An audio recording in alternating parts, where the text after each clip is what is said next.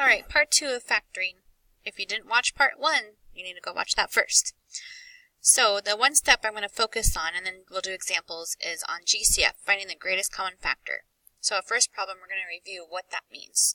So first off, I'm going to write all the factors of 24. For example, 1 times 24 makes 24. 2 and 12, because 2 times 12 is 24. 3 times 8, 4 times 6. Those are all the factors of 24. Now 60 has a few more. 1 in 60, 2 times 30, 3 times 20 is 60, 4 times 15, 5 times 12, and 6 times 10. So those are all the factors of 60. You'll notice there's many of them that are common. They have the factor of 2 in common. All numbers have 1 in common, but that doesn't help you. Just ignore 1. They both have 3 in common, 4 in common, 6 is common. Let's see, 12 is common. So they have 1, 2, 3, 4, 5 factors that are in common. The greatest common factor means which one is the biggest. 12 is the biggest factor. So if you had something like 24 plus 60, you could take out the greatest common factor, which would be 12, and put that in front of the parentheses. And so you would get 24 divided by 12 is 2. See, you get 2. Plus 60 divided by 12 is 5. See, you take out the 12 and you get 5.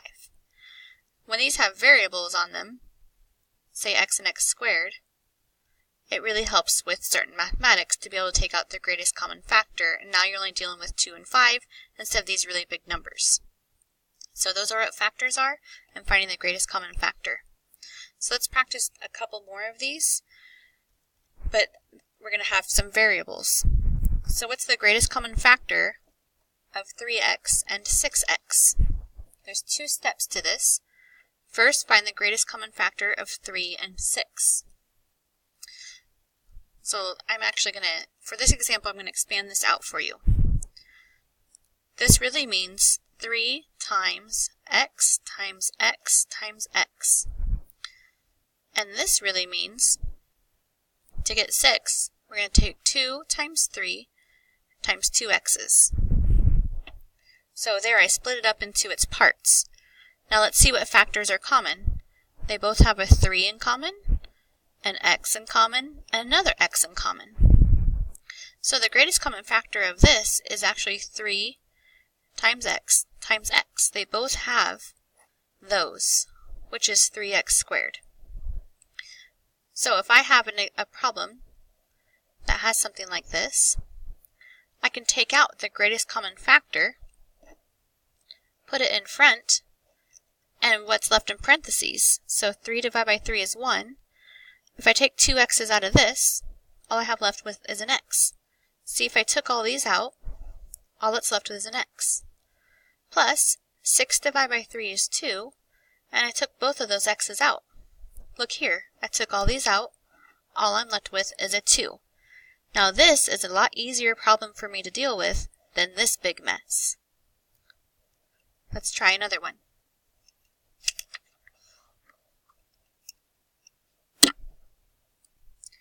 Alright, so I won't expand it out or anything, we're just going to think through this. So, the largest number that goes in 18 and 27, so we're just going to find the GCF, it would be 9, is the biggest number that goes in those. And then this has 2 G's and this has 3, so the most we can take out is the 2. There we go, so that's the GCF. And what would be left then? 18 divided by 9 is 2, and all the G's are gone. And 27 divided by 9 is 3. You took out 2 G's, so you'd have 1 G left. There we go. The greatest common factor of this one, look at the numbers. The biggest number that goes in 12 and 4 would be 4. These are different variables, so I can't take out an x because this doesn't have an x. And I can't take out any v's because this doesn't have any v's to take out. So the greatest common factor is just the 4. Let's just practice 2 more. The largest number that goes in 12 and 24 would be 12. This has x squared, this has x, so we can take out an x to the fourth and y to the third, so we can take out all three of these y's because there's 3 there.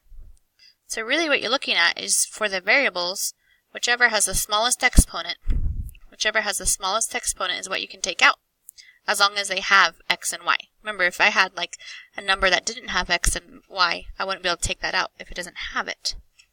So you're looking for the smallest exponent is going to be the greatest common factor.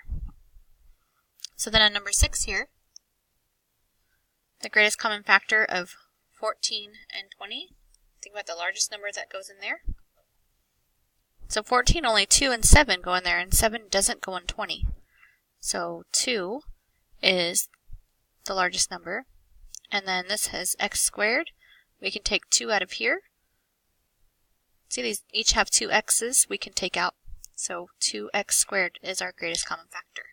Alright, now let's do some examples where we've got to do this step. Okay, back to factoring. Step 1 is take out the greatest common factor if there is one.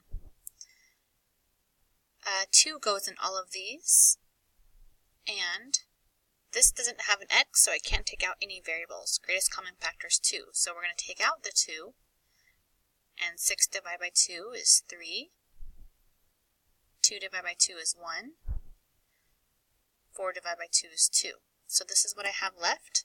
So this is what I'm going to factor using the box method now.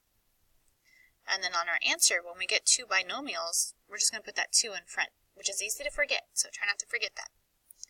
Okay, first term in the first box, last in the last. 1x off in the corner. Now here's another thing, since we're doing more complicated ones, when you multiply these, this has a coefficient, so you take 3 times negative 2. This time when we multiply, we get negative 6x squared. So, what multiplies to be negative 6 and adds to be positive 1? Well, let's think of 3x and 2. 3 times 2. If I make this negative, I get negative 6. If I add those, I get negative 1. I want positive 1.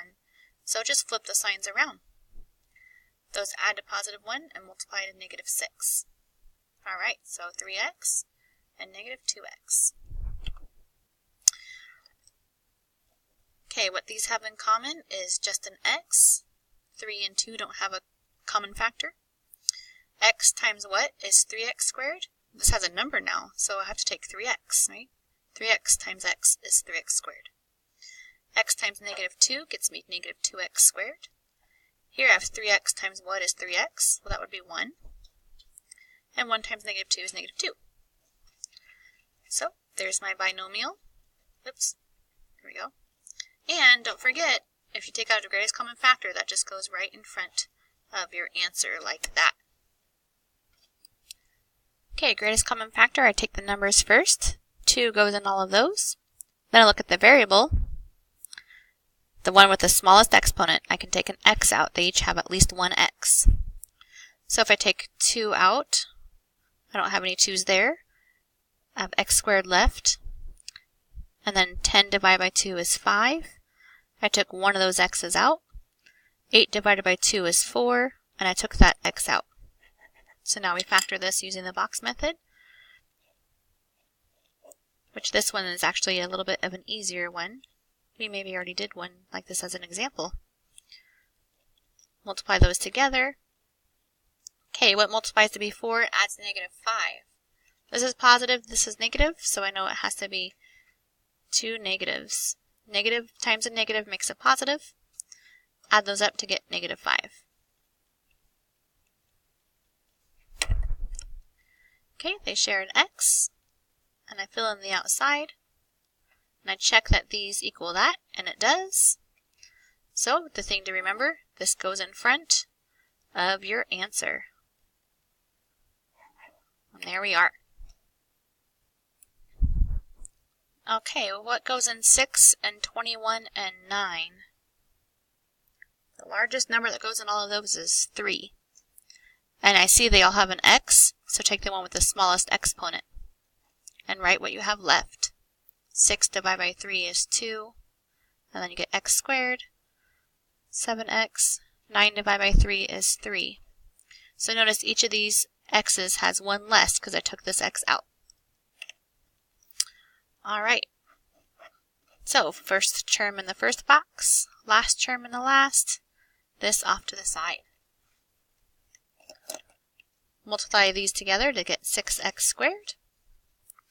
Factors that multiply to 6 and add to 7 would be 1 times 6 is 6, and 1 plus 6 is 7.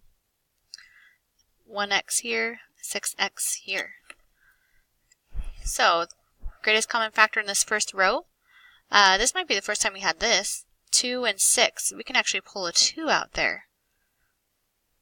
And then 2, oh, and x. 2x is the greatest common factor in that first row. So 2x times what is 2x squared times x? And 2x times what is 6x? 2 times 3 gives you 6. And there's the x. X times 1 is 1x, and 1 times 3 is 3. So x plus 3, 2x plus 1. And then I check. I did pull out a greatest common factor, so I put that in front. Alright, the largest number that goes in 12, 26, and 16 is actually 2. This doesn't have an x on it, so I can't take any x's out. So I'm going to be factoring, just divide each of these by 2. So we're going to be factoring this here.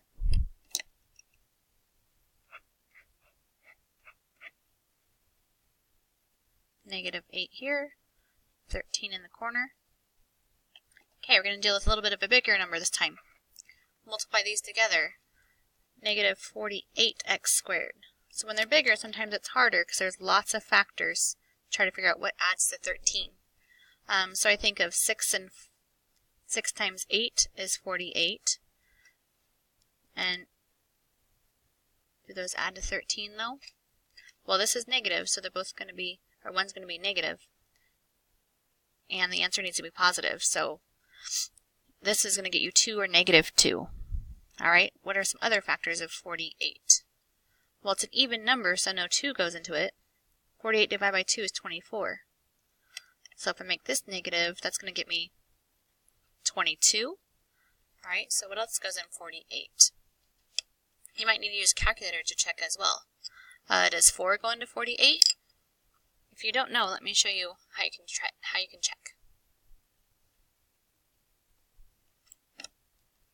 So on your calculator I can take 48 divided by 4.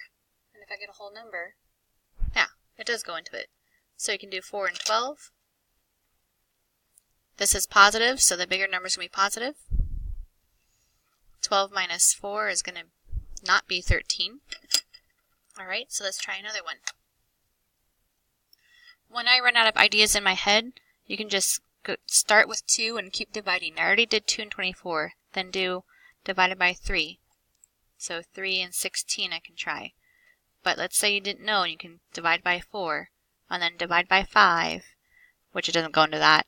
And then you can take it, divide by 6. And this is how you can just check to see what all the factors are. What goes into 48 if you don't know in your head. So I've already tried these ones I knew in my head, so I had to use my calculator to get 3 and 16. I didn't know that one in my head. And one of them needs to be negative. And check this out. 16 minus 3 is 13. Positive 13. Those make negative 48. So I found them, but I had to use my calculator that time. So that's one of the hardest steps in factoring, is finding the correct factors when we're dealing with these bigger numbers.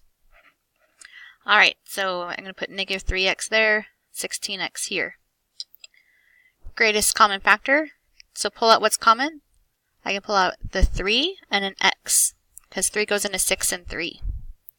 So 3 times 2 is 6, and x times x is x squared, so that's 2x up top. And 3x times what is negative 3x? Well, it's got to be times negative 1.